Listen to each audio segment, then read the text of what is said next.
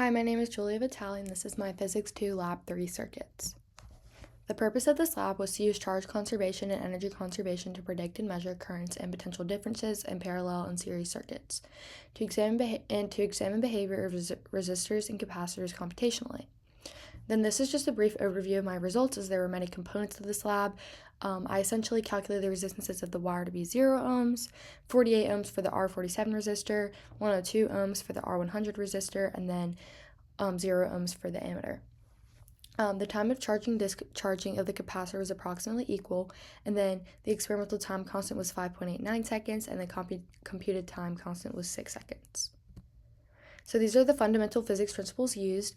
I used the node rule as well as the loop rule, and then the principles applied to when a circuit is in series versus when in parallel, and then also this equation down here, which was given to us in the instructions in order to calculate those time constances I mentioned in the results.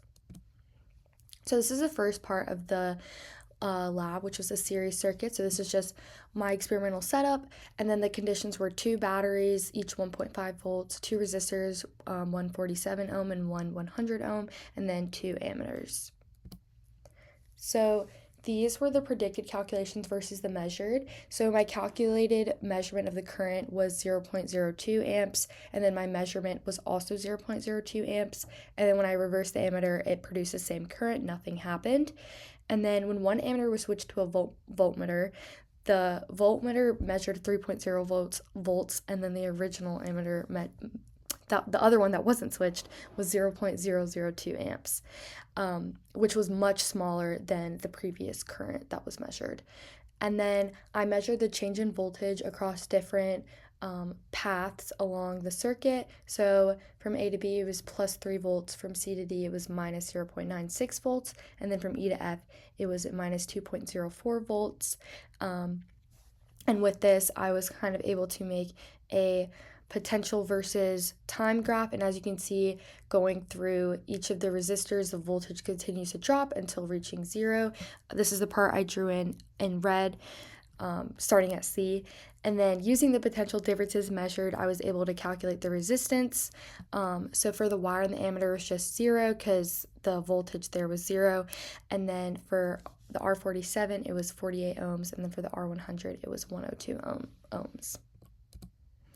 And then when the ammeter was in parallel, the current in the ammeter increased greatly from 0.018 to 0.06. So this is because the ammeter has very low resistance, so the current flows through there instead of the 100 ohm resistor.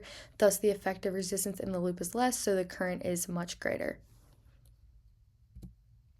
And then this is the experimental setup of the second part of this lab. Essentially, we were comparing how the charging versus discharging time of the brightness of the bulb would be when the battery was basically a part of the circuit, and then when there wasn't the battery in the circuit, so it's just the capacitor and the bulb. And I used one 9-volt battery, a 200 mF capacitor, and then 2 light bulbs, one 10 ohm and one 20 ohm. And then these are the results. So as you can see here, for the R10 bulb, the charging discharging was 16 seconds at 15 seconds, and then for the R20 bulb, charging time was 29 seconds to 28.5 seconds. So basically what I noticed in observation was that when the battery and uncharged capacitor were in the loop, the light bulb started off glowing and then dissipated as the capacitor charged, so the current was decreasing. And then the same thing happened when the battery was removed, and then it was basically double the time for double the resistance. And then I was able to use that data and create this graph, and I measured the slope to be minus 0.1724, and then I used that into the equation I mentioned much earlier to get the experimental RC, which was 5.8 seconds versus the predicted, which was 6 seconds. So they're like relatively the same.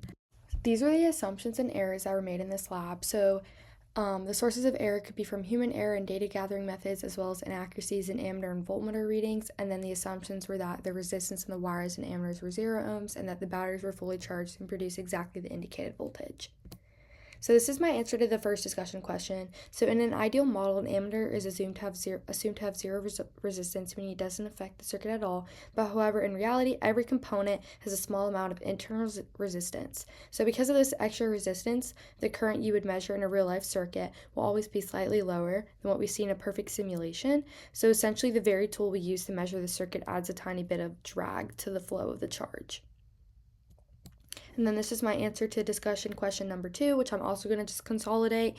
So our ideal model assumes that there is zero resistance in the wires or battery, but in this perfect world, the capacitor would reach full charge instantaneously. But this doesn't actually happen in practice because real batteries and wires have internal resistance. They act kind of like a hidden resistor in the loop.